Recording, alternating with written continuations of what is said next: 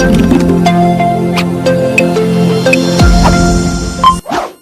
Everyone and welcome to a college diaries by Nexon Bharat. आज हमारे साथ अक्षय श्रीवास्तव सर जो कि फाउंडर हैं एलसीबी फर्टिलाइजर के और केमिकल 2020 बैच के एलुमनाई भी हैं। और आज इनसे जानेंगे इनका एंटरप्रेन्योर जर्नी और कॉलेज की जर्नी और स्टार्टअप्स के बारे में बात करेंगे। Welcome to the Nexon Bharat sir. Thank you यार, thank you so much for inviting me here. और सर कैसे हैं आप? बढ़िया यार, अच्छा लगा अपने कॉलेज के बच्चों से बात करके सर। और सर बताइए अभी अपने कुछ बारे में कि इस समय आप क्या कर रहे हैं और क्या चल रहा है जीवन में? मैं इस समय कई पोजीशंस देखता हूँ। हम लोग एलसीबी फर्टिलाइजर्स बनाए हुए हैं। सो हमारे साथ कॉलेज के कई दोस्त हैं, हमारे बैच के कुछ जूनियर्स मिल करके एलसीबी, जैसे मुकेश है मैकेनिकल 2020 बैच, शुभेंद्र है केमिकल 2020 बैच, स्वप्निल है 2021 बैच। तो बहुत बच्चे हैं ट्रिपल एम के हमारे साथ में। साथ ही साथ हम लोग apart from LCB, we are also involved in different startup ecosystem community और बाकी चीजें, जैसे I am advisor to government of UP to all this REC राजकीय engineering college government of UP. तो जैसे अंबेडकर नगर है, बांदा है, और भी कन्नौज है, और इन सभी के स्टार्टअप इंक्यूबेशन सेंटर्स में we are as adviser to them. We are also working with Niti Aayog closely for Atal Tinkering Lab. Hmm. Apart from this, we are also a part of Geospatial Data Committee, Government of India. So we are performing the policy part कि क्या चीजें execute करना चाहिए from the startup point of view, or even for the yes. commercial part के तौर पे कि if data is available at government level. So hmm. what data if we can provide to startup or a company so that they can means enhance and they can grow much faster and easier way. तो sir जैसा कि common person के mind में एक perspective रहता है कि जो फाउंडर्स होते हैं उनका लाइफ बहुत ज़्यादा बिजी शेड्यूल से फुलफिल रहता है। जैसा कि आपने भी बताया आपने भी काफ़ी पोजीशन इस समय होल्ड करके बैठे हुए हैं और उसका एक रिस्पॉन्सिबिलिटी भी होता है। तो सर आप अपने शेड्यूल के बारे में थोड़ा बताइए कि आपका डेली रूटीन कैसा है? कब कौन-सा काम करते हैं?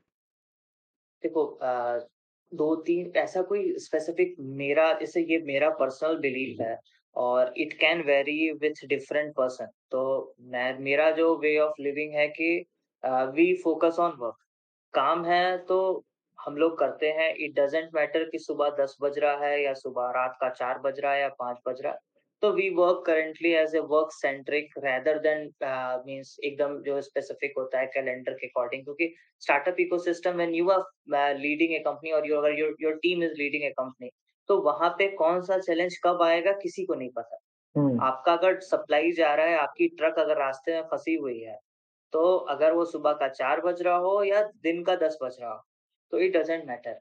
So yes sir. क्योंकि अभी सिस्टम फ्रेम हो रहा है और इकोसिस्टम में जैसे अगर मैन्युफैक्चरिंग डोमेन की बात करें या बाकी ऐसी इंडस्ट्रीज़ की बात करें, तो जो कि अभी आप फ्रेम कर रहे हो क्योंकि आप इनिशियल स्टेज में हो, तो अभी टाइम मैनेजमेंट थोड़ा-सा क्रिटिकल होता है। बट येस, जो बिलीफ है कि हमें एक फिक्स रूटीन फॉलो करना चाहिए for a healthier life part के लिए, so hmm, that hmm. is required. तो भी आगे सर हम लोग बात करेंगे time management and entrepreneurship, startup etcetera. तो सर सबसे पहले आप स्टार्ट करते हैं, आपने केमिकल इंजीनियरिंग ब्रांच क्यों चूज़ किया? और वो भी ट्रिपल एम कॉलेज ही क्यों चूज़ किया?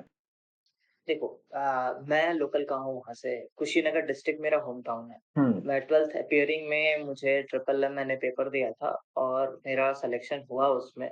एंड पहले राउंड की काउंसलिंग में ही मुझे केमिकल डिपार्टमेंट मिला। और अच्छा। फिर क्योंकि अब माइंडसेट है और दूसरा गाँव का मतलब उसी लोकल एरिया का था, तो ये था कि अब ड्रॉप नहीं लेना है, 12th अपीयरिंग में ही जो मिलेगा ले लेंगे।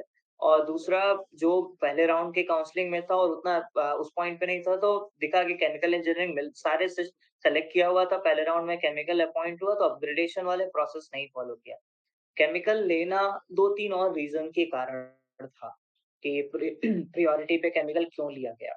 हुँ, हुँ। पहला रीज़न कि केमिकल एक ऐसा डोमेन था जो उस समय मतलब अगर आप थोड़ा-सा एक्सप्लोर करोगे, अभी तो बच्चे अच्छे से पढ़ के आ रहे हैं। हुँ, अगर थोड़ा-सा एक्सप्लोर करेंगे केमिकल इंजीनियरिंग में होता क्या है? So it is something towards a hybrid of mechanical, it's hybrid of civil, it's hybrid of biotech और बाकी सभी चीज का। और दूसरा अगर आप एग्रीकल्चर डोमेन से बिलोंग करते हैं या जैसे आपका लाइफ साइकिल या आपका फैमिली एग्रीकल्चर में है, तो अगर कोई एक इंडस्ट्री या कोई ऐसी टेक्नोलॉजी थोड़ा बहुत टच्ड है उस डायरेक्शन में, तो केमिकल है। ये सर ये भी तो सही बात। वहाँ से एक इंक्लिनेशन था कि rather than going somewhere, I must select chemical engineering ताकि हम इसमें कुछ और काम कर सकें। बाकी सर जब आप पहली बार केमिकल इंजीनियरिंग स्टार्ट किया आपने कॉलेज जर्नी को स्टार्ट किया, तो आपका माइंडसेट क्या था एकेडमिक्स पर्सपेक्टिव से कि जाके पहले ही पढ़ना है, एकेडमिक्स पे फोकस करना है, कि क्या माइंडसेट था स्टार्टिंग में? तो फर्स्ट ईयर में था ये माइंडसेट। फर्स्ट ईयर में आई थिंक हाँ सभी सर, ये तो कॉलेज में सबका बना ही हुआ रहता है कि होता है जाके कि थोड़ा-सा हाँ। एकेडमिक्स से फोकस करेंगे।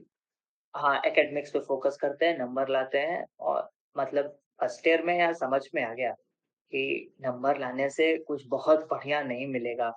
हुँ, रेदर कि अगर मैं प्लान करूँ कि मैं पीएचडी करूँगा या मास्टर्स करके या कहीं मतलब कुछ रिसर्च डोमेन में बहुत ज़्यादा नहीं एंटर करना है, तो नंबर्स बहुत ज़्यादा सिग्निफिकेंटली मैटर नहीं करते हैं। All that things matter is कि आप किस लेवल पे डेवलप हो रहे हैं। हुँ, तो फर्स्ट ईयर के एंड में ही मैंने अपने लेवल पे ये एलसीबी का एक मतलब तब एलसीबी फर्टिलाइज़र नाम नहीं था। तब कुछ टेक्नोलॉजी एग्रीकल्चर टेक्नोलॉजी के नाम से लो कॉस्ट बायो फर्टिलाइज़र के नाम से हम लोगों हुँ, ने फर्स्ट ईयर के एंड में ही स्टार्ट कर दिया था कुछ दोस्त मिल कर के। और तब से इस पे लग गए थे कि उस समय जब से इस पे चालू किया तब से मतलब एजुकेशन वाज़ प्रायोरिटी। पढ़ते थे हुँ, ऐसा नहीं था क्लास बहुत ज़्यादा बंक कर रहे हैं। बट हाँ, दोनों लेकर के चलते थे और टुवर्ड्स लिटिल बिट प्रायोरिटी इस टेक्नोलॉजी पे ज़्यादा था। हुँ। तो सर जैसा कि आपने कहा कि आपको जो केमिकल इंजीनियरिंग ब्रांच मिला था, वो बाय रैंक मिला था, जो कि आपने 12th के साथ ही इसका एग्ज़ाम दिया था इसलिए। फिर आप कह रहे हैं कि आपने फर्स्ट ईयर से भी कंपनी भी स्टार्ट कर दी एज़ अ लो लेवल पे। नो, कंपनी स्टार्ट नहीं की, मैं इस पे काम करना चालू किया। कंपनी तो ग्रेजुएशन के फाइनल ईयर में मैंने रजिस्टर की थी। तो स्टार्टिंग कैसे किया कि कहाँ से प्लानिंग किया, फिर क्या-क्या प्रोसेस था उसका? देखो जब फाइनल फर्स्ट ईयर में थे हम लोग, तो उस समय था कि मतलब मुझे ये समझ में आ रहा था कि एजुकेशन में बहुत ज़्यादा क्लासेस की पढ़ाई करेंगे, सिलेबस पढ़ेंगे, कुछ बहुत ज़्यादा रिटर्न मैं इंडिविजुअल नहीं निकाल पाऊँगा। हुँ, बाकी का मैं नहीं बोल सकता हूँ या जनरल मेरा स्टेटमेंट नहीं होगा, but I can not bring something much more value added things for my life कि मैं उसमें से निकाल पाऊँ। तो मुझे लगा कुछ ऐसा करें जो हम कर सकते हैं। हुँ, I went to one professor doctor Ravishankar sir, जो अभी केमिकल इंजीनियरिंग में हैं। तो उनसे बात हुई कि सर कुछ करना चाहते हैं। ही एप्रिशिएटेड कि हम लोगों ने कुछ आइडिया लेकर के भी हम लोग गए थे कि एग्रीकल्चर हमारा बैकग्राउंड रहा है, हम उसमें कुछ करना चाहते हैं, फर्टिलाइज़र में काम करना चाहते हैं ऑर्गेनिक। तो उन्होंने सपोर्ट किया, तो वहाँ से था कि कुछ करते हैं और उस पे काम करना चालू किया, रिसर्च पेपर्स पढ़ने चालू किए। उन्होंने बताया कि कौन से पेपर पढ़ने हैं, क्या हुँ, रिसर्च करो, क्या समझो, कैसे करो और मोटिवेशन के लिए उन्होंने कॉन्फ्रेंस में भी भेजना चालू किया। तो स्टेट लेवल, नेशनल लेवल कई कॉन्फ्रेंस में हम लोगों ने अप्लाई किया, वहाँ से डायरेक्शन भी दिखता था कि नॉर्मल पब्लिक किस डायरेक्शन में काम कर रही है और हम कहाँ जा रहे हैं और हमें हुँ। कैसे करना है अपने काम। तो जब फर्स्ट ईयर में बच्चे आते हैं तो उनका एक थॉट प्रोसेस रहता है कि थोड़ा-सा एक्सप्लोर करते हैं। पहली बात एक 12th के बाद फ्रीडम मिली होती है घर से कुछ भी एक्सप्लोर करने का। बट आप लोगों ने जस्ट उसका उल्टा किया, फ़ोकस किया अपने करियर पे कि आगे कुछ करना है तो अभी से स्टार्ट करना पड़ेगा। तो क्या एकेडमिक्स एक्स्ट्रा करिकुलर पर्सपेक्टिव से अगर बात करें तो क्या कॉलेज में आपका इन्वॉल्वमेंट था? बहुत ज़्यादा नहीं। मतलब मैं भी एन्जॉय हम लोग बहुत किए हैं फर्स्ट ईयर में, हुँ, बहुत घूमे और फाइनल ईयर तक घूमे हैं यार। कोई ऐसा रेस्टोरेंट नहीं है का अपने कैंपस के आस-पास का या पूरे गोरखपुर में जो हम लोग नहीं जाते थे वीकेंड पे। चाय हुँ। पीने हम लोग शाम में निकल जाते थे रेलवे स्टेशन तक साइकिल चला कर के। इतना तो दूर? हम लोगों ने वो सारी सारी चीज़ें की हैं और रही बात इस पे मतलब बहुत ज़्यादा जल्दी शिफ्ट होना, ऐसा नहीं था कि देखो तो 4 साल है। 4 साल हुँ, मतलब बहुत ज़्यादा टाइम और तुम फर्स्ट ईयर तक हमने एन्जॉय किया, फर्स्ट ईयर ऐसा नहीं कि सेकंड ईयर में एन्जॉय नहीं किया, सेकंड ईयर में इस पे चालू कर दिया और 2 घंटे, 3 घंटे तुम अगर टाइम निकाल रहे हो तो that is more than sufficient. हुँ, और मैं बहुत ज़्यादा किसी करिकुलर एक्टिविटीज़ में नहीं इन्वॉल्व था। फ्रैंकली स्पीकिंग मैं किसी इवेंट में भी नहीं जाता था। मुझे हुँ, लिटरली उसका कोई मतलब नहीं समझ में आता था कि किसी इवेंट में जाकर के अटेंड करने से मुझे क्या इन कैश होगा। तो हुँ। वो मुझे आज भी नहीं समझ में आता है, तो मैं नहीं अटेंड करता था कभी। ओके सर, तो थोड़ा केमिकल इंजीनियरिंग ब्रांच के बारे में बात करते हैं कि जो अभी स्टूडेंट वहाँ पे हैं और उनका आगे फोकस है कि एक अच्छी प्लेसमेंट क्रैक कर सकें। तो आप उस इंडस्ट्री से भी बिलॉन्ग करते हैं, तो आपके पास कुछ इंडस्ट्री इनसाइट्स हैं। तो इस समय के जो बच्चे केमिकल इंजीनियरिंग में हैं, वो किस बात पे फोकस करें ज़्यादा कि एक हाई प्लेसमेंट क्रैक कर सकें? देखो किस तरह का डायरेक्शन में वो जाना चाहते हैं, क्योंकि केमिकल इंजीनियरिंग वाइडर पॉइंट पे बहुत बड़े लेवल पे ओपेन्ड है। हर हुँ, डायरेक्शन में तुम्हारे पास ओपनिंग्स हैं। जो मेरा वर्किंग एरिया है, मैं उसका बता सकता हूँ। इंडिया में जो सबसे ज़्यादा ग्रोइंग इंडस्ट्री है अभी प्रेज़ेंट टाइम में, हुँ, गवर्नमेंट की तरफ से बोलो या प्राइवेट बॉडीज़ की तरफ से बोलो, वो है बायो एनर्जी इंडस्ट्रीज़। हुँ, बायो एनर्जी इंडस्ट्रीज़ में आपका bio CNG, bio ethanol, bio butanol और इस पे बहुत बड़े स्केल पे काम हो रहा है। और ब्लेंडिंग का कॉन्सेप्ट गवर्नमेंट ने रिलीज़ किया है, चाहे वो आपका डीज़ल हो या सीएनजी हो या जो भी और एनर्जी हो। तो बायो सीएनजी को ब्लेंडिंग कंपल्सरी किया हुआ है। अब हुँ, इस पॉइंट से सोचो कि अभी हमारे पास मोटा-मोटा 100 टन, 200 टन या 400 टन समथिंग का पर डे का बायो सीएनजी हम लोग बना रहे हैं इंडिया में। और अच्छा, 1 यूनिट से मुश्किल से 5 टन पर डे का सीएनजी प्रोड्यूस होता है। हुँ, और ऐसी यूनिट्स और इंडिया में 2027 से 2030 के बीच में हमें 9,000 टन सीएनजी चाहिए पर डे का। हुँ, तो जहाँ हम 400 बना रहे हैं, 400 में उस सभी यू इंडस्ट्री का कैपेसिटी मैक्सिमम 5 टन या 10 टन हो रहा है। हुँ, और उस हुँ, 10 टन पे मोटा-मोटा 200 या 400 एम्प्लॉयमेंट जा रही है। तो उस स्केल पे सोचो, जब 9,000 टन पर डे का सीएनजी हमें चाहिए होगा 2030 तक, तो हुँ, हमें कितने ज़्यादा सेटअप्स आएँगे इंडिया में, कितनी ज़्यादा एम्प्लॉयमेंट क्रिएट होगी और कितनी ज़्यादा अपॉर्च्युनिटी है rather than just employment. If hmm, you hmm. Can develop something, so there is huge opportunity for you, whether it is agriculture, whether it is energy, whether it is nano या जिस भी direction में आप काम करें। तो sir आपका कहना है कि पहले एक जो केमिकल इंजीनियरिंग बच्चे कर रहे हैं, उनको पहले से डिफाइन कर लेना चाहिए कि उन्हें कौन से एरिया में जाना है, फिर उस हिसाब से उस फील्ड के बारे में एक्सप्लोर करना, उसके लिए जो भी रिक्वायरमेंट है उसको फुलफिल करने की मतलब कोशिश अगर तुम करना। प्लेसमेंट पॉइंट ऑफ व्यू से पढ़ रहे हो कि तुम्हें हुँ, प्लेसमेंट ही लेना है, तो मैं ये बोलना चाह रहा था कि बहुत डोमेन्स अवेलेबल हैं, रेदर देन कि हम अभी इनिशियल में सेलेक्ट कर पाएँ या नहीं कर पाएँ, क्योंकि सबके अलग-अलग माइंडसेट के साथ बच्चे आ रहे हैं कॉलेज में, सब अलग-अलग एक होप लेकर के आए हुए हैं। हुँ, अब कुछ हुँ, जो सिविल सर्विसेज़ की प्रिपरेशन के लिए आए हैं, उनको मैं अभी बोलूँ कि आप इसकी प्रिपरेशन मतलब इंडस्ट्रीज़ में सेलेक्ट करो, वो नहीं करेंगे। हुँ, जो बच्चे अपना कैंपस प्लेसमेंट के बारे में सोच रहे हैं, वो कर सकते हैं। जो गेट की प्रिपरेशन के बारे में सोच रहे हैं, जिनको ये लग रहा है कि नहीं मुझे हायर एजुकेशन में जाना है हुँ, या मुझे पीएसयूज़ लेने हैं, उनका अलग पॉइंट ऑफ व्यू होगा। हुँ, जो बच्चे आईआईएम या एमबीए की प्रिपरेशन कर रहे हैं, उनका एक अलग पॉइंट ऑफ व्यू होगा। तो इट डिपेंड्स कि कौन आदमी किस डायरेक्शन में सोच रहा है। हुँ। तो सर आपने जब स्टार्ट किया था तो कॉलेज में कुछ आपने जैसे बोला कि कुछ प्रोफ़ेसर्स थे जो आपको सपोर्ट किए। तो कॉलेज का सपोर्ट क्या था आपके आइडिया को लेके? हाँ, तो मुझे अगर मैं अपने ब्रांच से बोलूँ तो 2 प्रोफ़ेसर्स ने इनिशियल से लास्ट तक तो डॉक्टर रविशंकर सर ने सपोर्ट किया। हर हुँ, पॉइंट पे टेक्निकल डेवलपमेंट की बात बोलो या एनालिसिस की बात बोलो या प्रोसेस किस तरीके से लेके जाना है। हुँ, स्टेप हुँ, डिज़ाइन होता है किसी भी चीज़ को, किसी तुम रिसर्च वर्क को लेके जाते हो, तो पहले हुँ, क्या करना है, फिर इसके बाद क्या करना है, कैसे एग्ज़ीक्यूट करना है, कौन-कौन से स्टेप कब-कब होंगे, वो उसका प्रोसेस को डिज़ाइनिंग की बात आती है, तो उसमें सर ने बहुत हेल्प किया। हुँ, दूसरा हमारे एचओडी सर थे विट्ठल गोले sir. Hmm, So he helped us in executing some things like कैसे किसी प्रोजेक्ट्स के लिए अप्लाई करते हैं, कैसे अवार्ड, जैसे मैंने छात्र विश्वकर्मा अप्लाई किया था। हुँ, we was among the national मतलब टीम जो सेलेक्ट होके गई थी नेशनल लेवल पे, तो हुँ, कॉलेज के टाइम पे। तो उसमें सर ने बहुत हेल्प किया था। फिर फिज़िक्स डिपार्टमेंट से डॉक्टर अभिषेक गुप्ता सर थे। He helped me in approaching IIT BHU. अगर जैसे कॉलेज का एक सबसे बेस्ट पार्ट क्या होता है कि तुम्हारे पास लैब फैसिलिटी नहीं है, तो तुम कहीं जाके इंटर्नशिप कर सकते हो, अपने प्रोजेक्ट को एग्ज़ीक्यूट करने के लिए किसी हुँ, दूसरे कॉलेजेस में जा कर के। वहाँ पे गुप्ता सर ने बहुत हेल्प किया कि बीएचयू जाना हुआ या अपने रिकमेंडेशन से भेजना हुआ, वहाँ के प्रोफ़ेसर से कनेक्ट कराना हुआ। वो सब हेल्प होता था। बीके पांडे सर थे, वो वाइस चांसलर सर से मीटिंग कराना हुआ, उनके रेफ़रेंस से आईआईटी कानपुर आना होगा। ये सारे प्रोफ़ेसर्स ने बहुत हेल्प किया। और मैकेनिकल के भी ज्योत सिंह सर थे। He also helped in working with he even provided us the opportunity to work with under DISC design innovation incubation centre. हुँ, तो हुँ। उस टाइम पे वो अच्छे लेवल पे था, तो उसका भी हेल्प मिला हम लोग को। सर ये आपका जो काम कर रहे थे आप लोग, तो ये स्टार्टअप में कब कन्वर्ट हुआ? कौन-सा मोमेंट था जब आपको लगा कि यहाँ से हम लोग स्टार्टअप कर सकते हैं, इससे आगे कंटिन्यू कर सकते हैं? हाँ।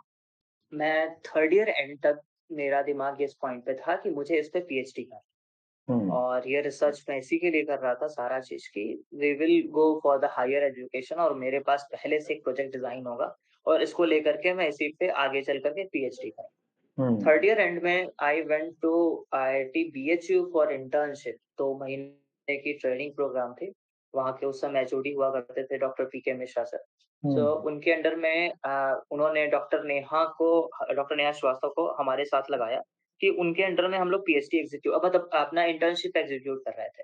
हुँ, वहाँ पे जब काम करना चालू किया we started working 18 hour per day.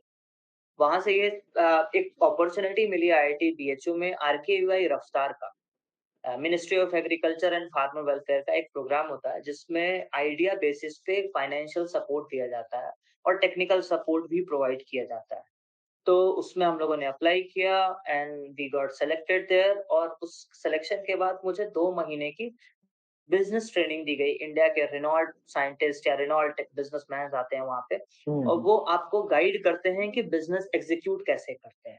आपका या यूनिट इकोनॉमिक्स क्या होता है, एमआरपी क्यों बनाया जाता है, आपका हुँ, प्रोडक्ट वेरिएशन कैसे होने चाहिए, प्लांट डिज़ाइन एंड इकोनॉमिक्स क्या होता है, ब्रांडिंग कैसे होती है, क्या स्ट्रैटेजी होगा प्रोडक्ट को कमर्शियलाइज़ करने में, कैसे फाइनेंस मैनेज करना चाहिए, कैसे टीम मैनेज करना है, बिज़नेस मॉडल क्या होता है हमारा। इससे एक आइडिया लगा कि अगर हम जो भी चीज़ें कर रहे हैं अभी लैब में और अगर हम हुँ, इसको सच में चाहते हैं कि इससे हम सोसाइटी को एम्पावर करें, हुँ, तो we have to enter in business और something like rather than just going for higher studies, we have to enter in business। और वहाँ से हमें आइडिया लगा तो हमने 12 फ़ेब 2020 को हमने कंपनी रजिस्टर की एलसीबी पर। तो सर आप अपने रिसर्च के टाइम पे आईआईटी बीएचयू, आईआईटी कानपुर भी गए, तो वहाँ का क्या एक्सपीरियंस था? आईआईटीज़ का लैब और हम लोग के कॉलेज के लैब में और कितना इम्प्रूवमेंट की ज़रूरत है? बहुत ज़्यादा इम्प्रूवमेंट चाहिए और बहुत ज़्यादा डिफरेंस है लैब में। हुँ, तुम अगर आप लोग को टाइम मिले तो एक बार कभी आईआईटी बीएचयू का केमिकल डिपार्टमेंट जाकर देखो। हुँ, सारी फैसिलिटीज़ हैं और मैं ये नहीं बोल रहा कि अपने डिपार्टमेंट में नहीं है, अभी उस स्केल पे नहीं है और हुँ, स्ट्रेंथ भी हमारे यहाँ कम है और बाकी सारी चीज़ें हैं। बट अपॉर्च्युनिटी बहुत है अगर आप चाह रहे हो कि हायर स्टडीज़ में जाना है या किसी भी इस डायरेक्शन में जाना है, तो पहले समझो कि करना क्या है। उस समझने के लिए तुम्हें उस लेवल के एक्सपोज़र की रिक्वायरमेंट पड़ेगी जहाँ पे सारी फैसिलिटीज़ या जहाँ पे सारी चीज़ें कंटिन्यू हो रही हैं। हुँ, तो जब तुम जाओगे वहाँ पे तो तुम्हें समझ में आएगा कि ये रिसर्च इस तरीके से की जा रही है, ऑलरेडी इसमें कोई काम कर रहा है या ये प्रोसेस को इस तरीके से कंटिन्यू किया जाता है। तो वो सब बहुत ज़्यादा हुँ, ज़रूरी है। जैसे मैं आईआईटी बीएचयू आया, मैं 2-3 महीने आईआईटी बीएचयू रहा, फिर मैं आईआईटी कानपुर में भी रहा। साथ ही साथ मेरे डिपार्टमेंट की हेल्प से हम लोग इंडस्ट्रियल ट्रेनिंग बहुत करते थे।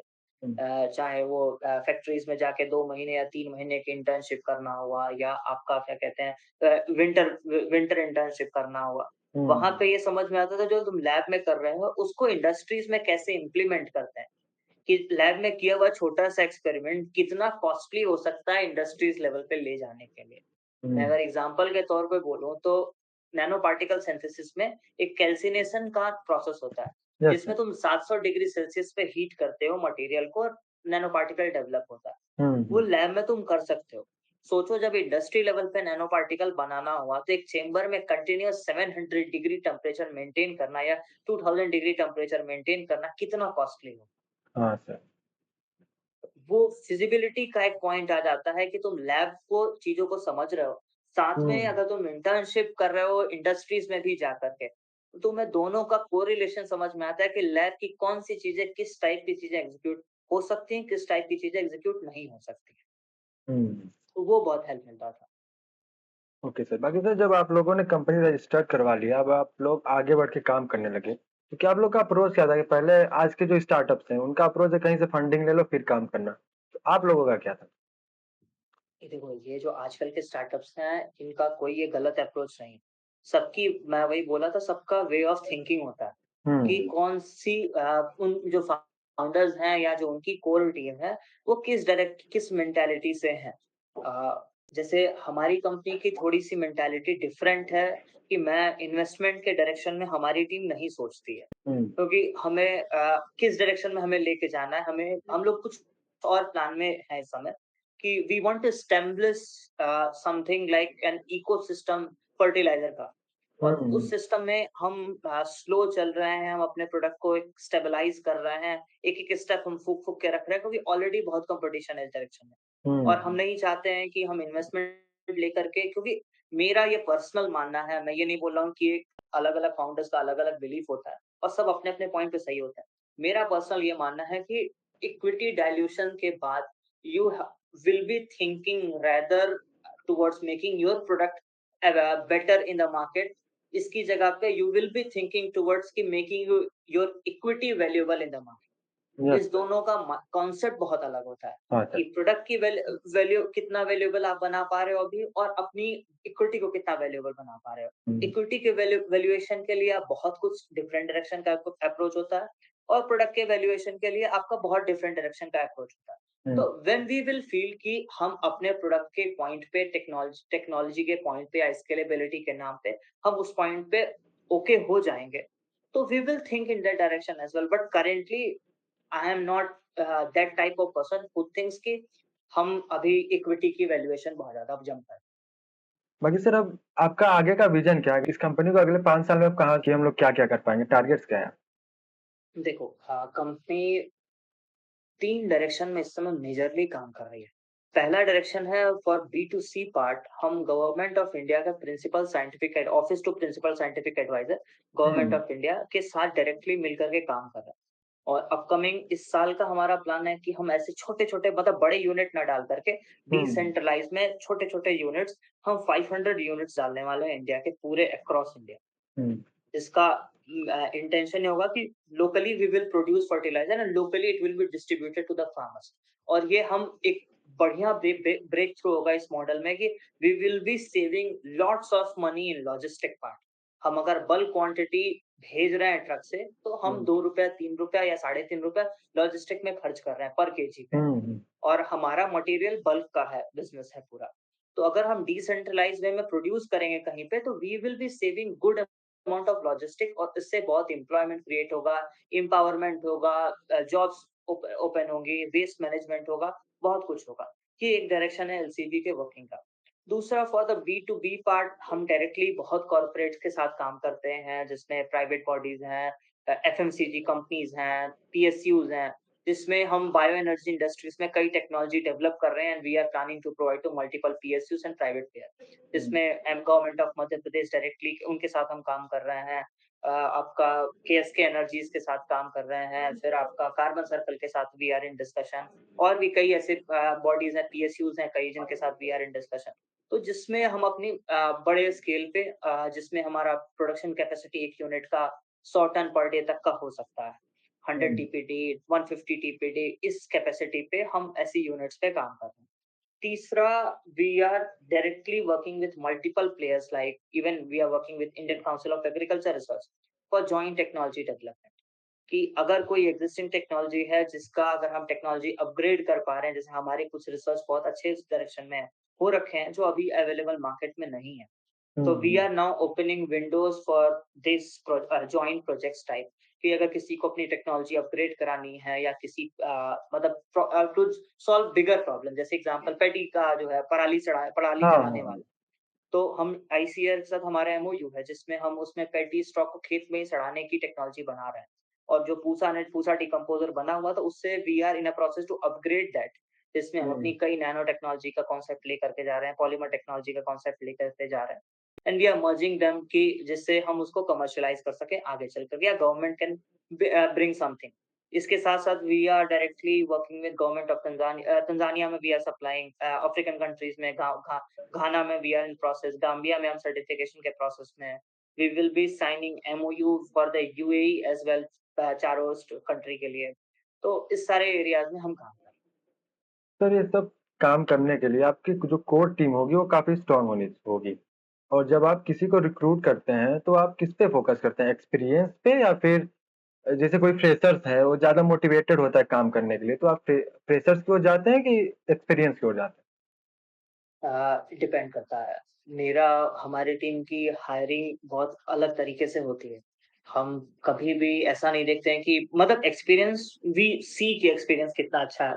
हुँ, बट हुँ। हाँ, उनको इस डायरेक्शन में कितना मोटिवेशन है। तो वी रेदर देन सी कि मोटिवेशन कितना है रेदर देन कि हम बहुत ज़्यादा एक्सपीरियंस उठा रहे हैं या समथिंग लाइक दैट। हुँ, तो हुँ। हम उनको ट्रेनिंग देते हैं, हमारे डायरेक्शन वर्किंग एरियाज़ बहुत डिफरेंट है बाकी सेगमेंट से। तो हमारी पूरी टीम उनको ट्रेन करेगी, उनको एक्सप्लेन करेगी, उनको समझाएगी। बट हाँ, अगर वो इंटरेस्टेड है तो हमारी टीम में कंटिन्यू कर पाएगा, नहीं तो बहुत जल्दी चला जाएगा। जी। तो सर काफ़ी लोग इंटर्नशिप के बारे में भी सोच रहे हैं सेकंड ईयर और थर्ड ईयर के। क्या एलसीबी में इस कॉलेज के स्टूडेंट के लिए इंटर्नशिप पॉसिबल है? हाँ, हमारे पास बहुत बच्चे करते हैं अभी कुछ 5-6 महीने पहले एक बच्ची हमारी लैब में काम करके गई केमिकल से। अभी 2 बच्चे हमारे यहाँ का काम कर रहे हैं प्रेज़ेंट टाइम में केमिकल इंजीनियरिंग फाइनल ईयर से। और अगर बच्चे अच्छा काम करते हैं तो we will happily provide them inter और हमारे यहाँ बेस्ट पार्ट है कि हम फ्री इंटर्नशिप नहीं कराते हैं, हम पेड इंटर्नशिप कराते हैं, वी प्रोवाइड मनी। अगर वो अच्छा काम किया तो हम अच्छा खासा पेमेंट करके उसको भेजते हैं यहाँ से। तो इसका प्रोसेस क्या होता है कि अगर कोई करना चाहता है इंटर्नशिप तो उसका प्रोसेस क्या होता है? हाँ, और वो किन-किन ब्रांच हाँ। के स्टूडेंट्स के लिए ये पॉसिबल है? किसी भी ब्रांच के स्टूडेंट के लिए हमारे यहाँ ओपनिंग रहती है। हमारे यहाँ हर डायरेक्शन में काम हो रहा है। सेंसर्स पे भी हमारी टीम काम करती है। इलेक्ट्रॉनिक्स, कोडिंग और वेदर फोरकास्ट के डाटा पे हाइपर स्पेक्ट्रल एनालिसिस पे हमारी टीम काम करती है। केमिकल इंजीनियरिंग में हमारी टीम काम कर रही है। मशीन डिज़ाइनिंग में हमारी टीम काम करती है। हुँ, प्रोसेस डिज़ाइनिंग में हमारी टीम काम करती है। बिज़नेस डेवलपमेंट में हमें बहुत ज़्यादा चाहिए होता है। मार्केटिंग स्ट्रेटजी डेवलपमेंट में हमें चाहिए होता है। तो एक इंडस्ट्री अगर चल रही है तो हर डायरेक्शन में लोगों की उसकी रिक्वायरमेंट होती हाँ है सर। और वो होती भी है। और बट वही पॉइंट आता है कि जो बच्चे अगर उनको सच में करना है तो if anyone really want they they can easily get access और they can easily get contact in connect with our team. कोई करना चाहेगा तो उसके लिए ओपनिंग हमारे यहाँ हमेशा रहती है। और ओके। दूसरा हम उसको कभी ये नहीं बोलेंगे कि यहाँ पे मेल करो, यहाँ अप्लाई करो। अगर हुँ, वो सच में करना चाहता है तो लेट हिम ट्राई और लेट हर ट्राई। वो एक्सप्लोर करे कि कैसे आ सकते हैं। अगर वो सच में वो करने में इंटरेस्टेड होगा तो एक्सप्लोर करके आ जाएगा, नहीं इंटरेस्टेड होगा तो we do hmm. Not want that as well. इससे ये भी पता चलेगा कि वो काम के प्रति कितना मोटिवेटेड है। हाँ, यस।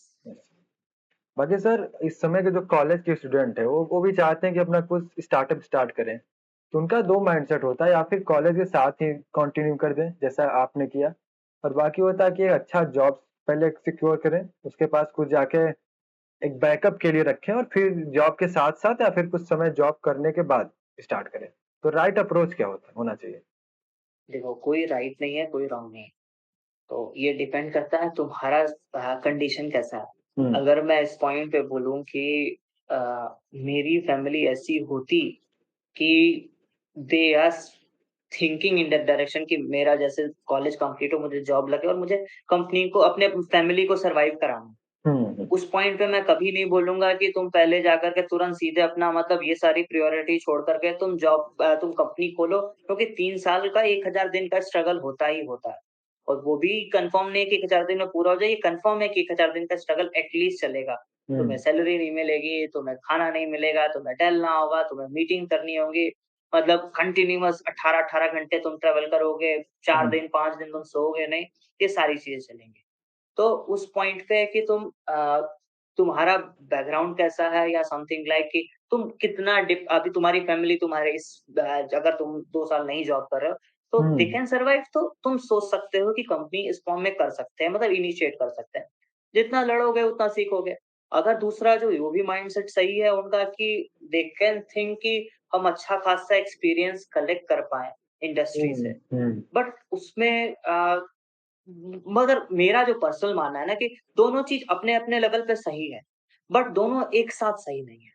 हुँ, कि तुम जॉब करते हुए अगर तुम बिज़नेस करना चाह रहे हो, ये personally what I believe it is not good कि क्योंकि जब तक किसी चीज़ का वो नहीं रहेगा ना, हंगर नहीं रहेगा, कि हुँ, तुम्हें हुँ, यही नहीं पता है कि अगर पैसा मतलब यहाँ से पैसा नहीं है तो मैं यहाँ से पैसा लेता आऊँगा, सैलरी आ ही जाएगी मेरी, तो हुँ, तुम हुँ। उसमें 100% कहाँ दे रहे हो अपना? हाँ, ये बात है। जब तुम्हारे पास ये रहे कि नहीं मुझे करना ही करना है, इसके बिना हम खाना कैसे खाएँगे? हुँ, हुँ। तब तुम 100% दोगे तभी कंपनी बन पाएगी। यस सर, वो तो बात सही है। बाकी अगर आपको ये डिसाइड कर लिया है कि मुझे आगे स्टार्टअप्स करना है, तो उसमें क्या क्वालिटीज़ होने चाहिए, जो कि आगे उसे हेल्प करेगा? और क्या स्किल्स होने चाहिए? स्किल यार सच तो किस डायरेक्शन में काम करना चाह रहा है ये मैटर करता है। हुँ, हुँ। जिस डायरेक्शन में काम करना चाहता है उसका बैकग्राउंड आता है कि नहीं आता है।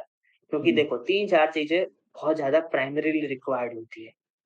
पहला कि तुम अपने जिस चैलेंज को सॉल्व करने जा रहे हो, वो हाइपोथेटिकल तो नहीं है। हुँ। ऐसा लग रहा है कि मतलब ऐसा कोई लेकर के आया कि नहीं मैं जहाज बनाऊँगा, जूते में लगाऊँगा, जूता उड़ाऊँगा। तो वो सब तो नहीं चलेगा।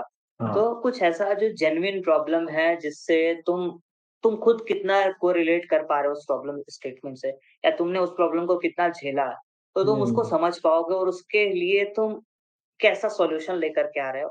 तुम्हारे सॉल्यूशन में कितनी टेक्नोलॉजी इंक्लूडेड है या कितने हद तक टेक्नोलॉजी है उसमें हुँ, फॉर अ लॉन्गर रन की उस टेक्नोलॉजी को तुम कितना प्रिवेंट कर पा रहे हो।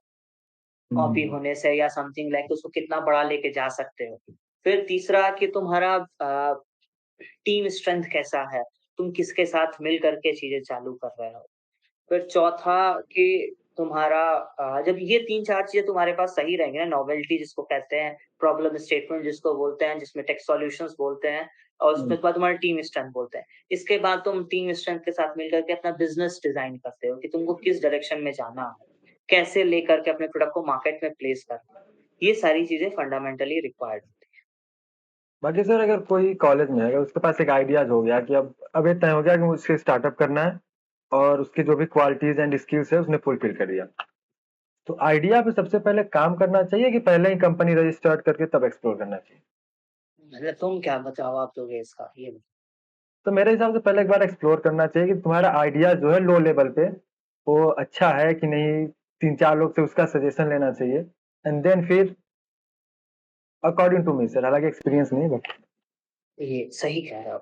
मेरा इसमें 1-2 पॉइंट और ऐड ऑन होगा कि सिर्फ़ इतना ही नहीं कि 2-4 लोगों से तुमने बात कर लिया और कंपनी रजिस्टर कर लिया। हुँ, हुँ। जब तक तुम्हारा जैसे क स्टेजेस होते हैं, जैसे टीआरएल में उसको बाँटा जाता है, TRL 1 to TRL 9 TRL something चल रहा है। हुँ, हुँ, तो हुँ। टीआरएल 3 जिसको कहते हैं प्रोटोटाइप स्टेज। हाँ, जब प्रोटोटाइप। तक तुमने प्रोटोटाइप स्टेज नहीं कंप्लीट कर लिया, कंपनी के डायरेक्शन में मत जाना, प्राइवेट लिमिटेड फॉर्म डालने के लिए या एलएलपी डालने के लिए। क्योंकि 3-4 साल ही बहुत क्रूशियल होता है इनिशियल पॉइंट का, जिसमें गवर्नमेंट के सपोर्ट्स मिलते हैं।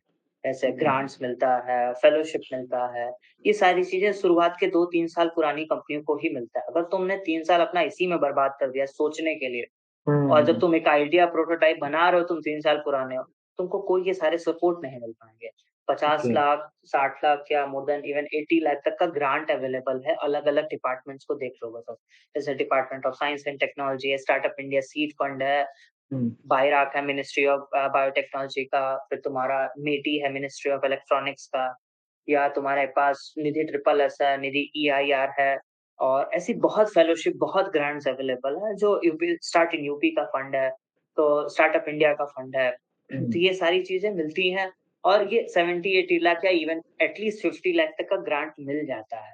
अगर हुँ, सच में टेक्नोलॉजी अच्छी है या सच में वो बंदा काम करना चाहता है तो।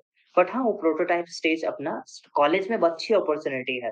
3 साल, 2 साल तुम लोग के पास है, तुम लोग चाहो तो एटलीस्ट अपना प्रोटोटाइप बना सकते हो कि हाँ, proof of concept something like it. हमारा एक आइडिया था और हमारी बात बोलने की ज़रूरत ना पड़े, कोई उसको देखे, उसको थोड़ा-सा अगर समझे, तो वो हमारे कॉन्सेप्ट को समझ पाए।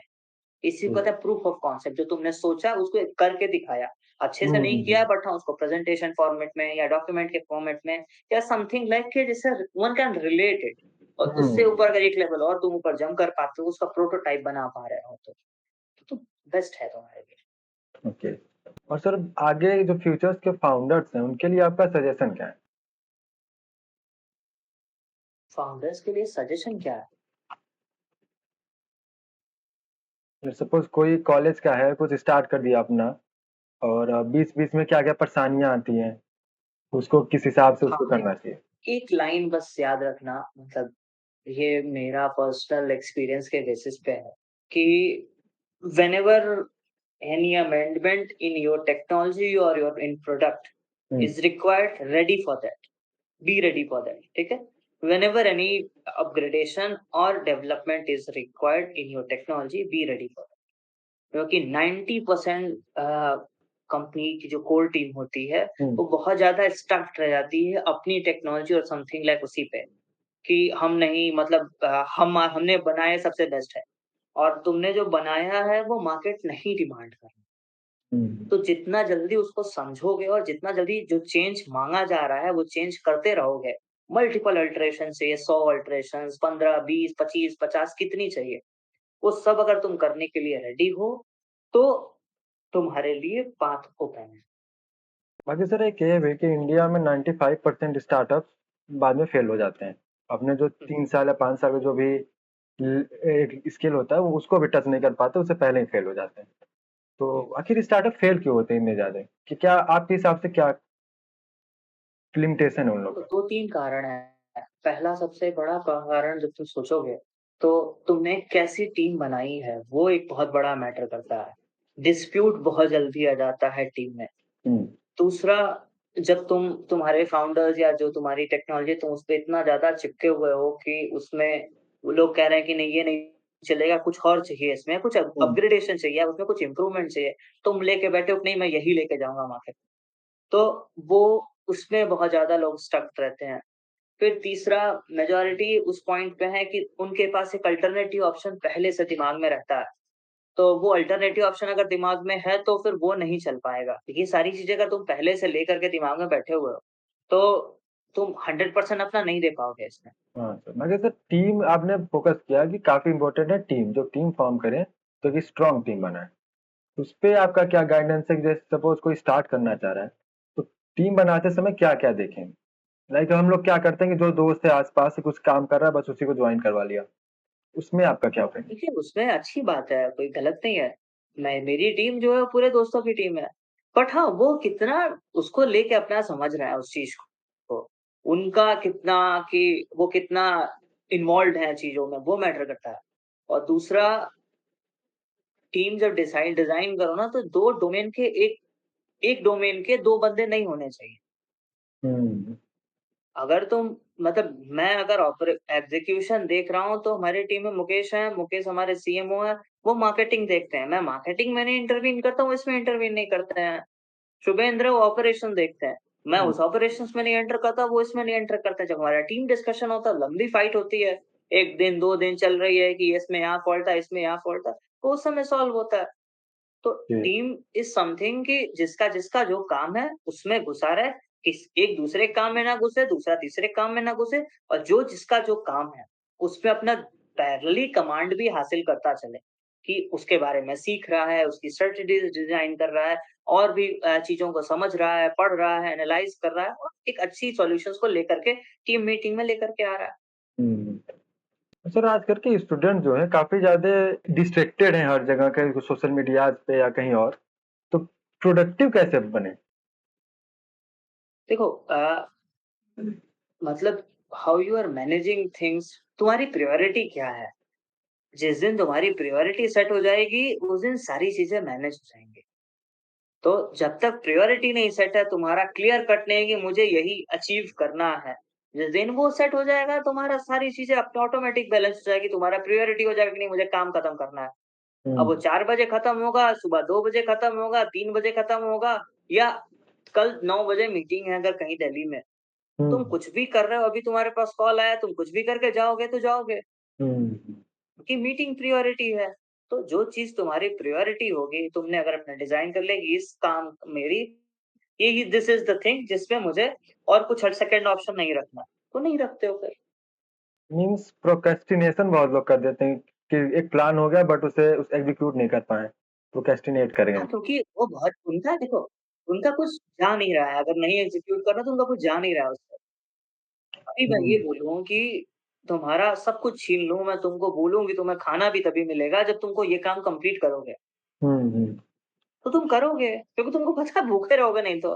कितना दिन तक भूखे रहोगे? हाँ सर, वो तो है।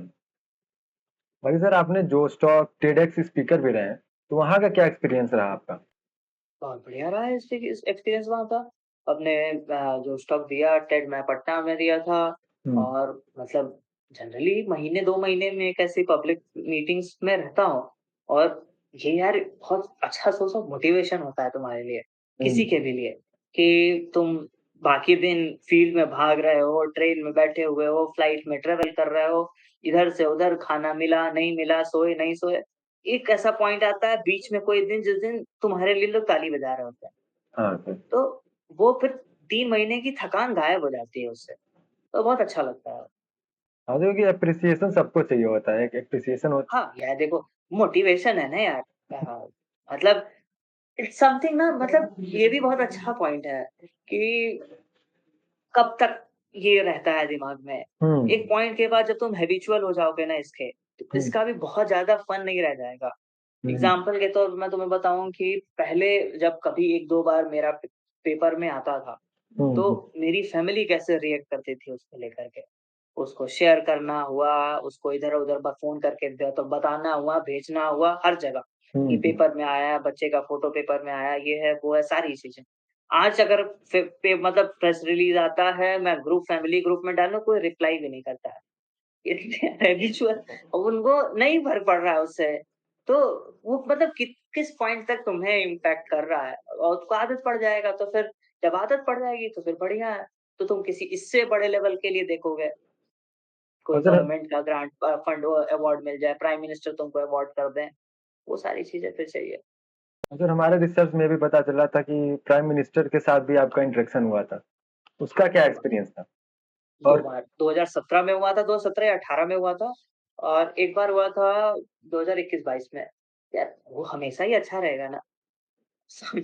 तुम अगर कोई प्राइम मिनिस्टर अगर बात कर रहे हैं तुमसे या कुछ पूछ रहे हैं समथिंग बढ़िया था, अच्छा रहा था। बाकी सर इस कॉलेज के लिए क्योंकि आप काफ़ी विज़िट भी करते हैं बीच-बीच में इस कॉलेज में, इस यहाँ के इंफ्रास्ट्रक्चर के बारे में आपका क्या सजेशन है? देखो मेरे लिए एलएम बेस्ट है। तो और वही इतना बेस्ट है कि मैं इस समय तुम्हारे साथ बैठ के बात कर रहा हूँ। तो मेरे लिए तो मतलब हर चीज़ बेस्ट है। सुभाष भवन बढ़िया है, रमन भवन बढ़िया है, वीएस बढ़िया है और मेरा डिपार्टमेंट बढ़िया है, वहाँ से जो शॉर्टकट था वो बढ़िया है, ये जो यूनिवर्सिटी कैंटीन था वो बढ़िया है। तो सारी चीज़ बढ़िया है। इंफ्रास्ट्रक्चर भी बहुत बढ़िया है। हम एमपीएस ज़्यादा कभी भागे नहीं, गए नहीं। हुँ, हुँ, हुँ। एमपीएस से बहुत ज़्यादा लेना-देना नहीं, आईटीआरसी में ज़्यादा आता-जाता नहीं था। मैं बहुत ज़्यादा पढ़ाकू नहीं था। तो बाकी कॉलेज का लाइब्रेरी बहुत नहीं गया हूँ, बट हाँ, गया हूँ पेपर के टाइम में थोड़ा बहुत डिस्कस करने, पढ़ने-वढ़ने। बाकी सर हमारा जो यूथ है इस समय ड्रीम उसका सबसे बड़ा होता है बट जब काम करने की बारी आती है तो प्रोक्रेस्टिनेट करता है। उसके लिए आपका फाइनल मैसेज क्या होना चाहिए? हंगर, जिस दिन तुम्हारा ये बेट लग जाएगी ना कि खाना भी तुमको तभी मिलेगा जब ये तुम अचीव कर पाओगे, तो सारा पोस्टपोन करना और सारी चीज़ें तुम्हारी तभी कैंसल हो जाएँगी। सर आप अपने एक सक्सेसफुल स्टोरी के बारे में सबसे ज़्यादा रोल मॉडल किसको मानते हैं? बहुत लोग हैं यार ये भी चेंज भी होता रहता है ना फ़ेज़ के हिसाब से, तुम जहाँ पे हो उसके अकॉर्डिंग।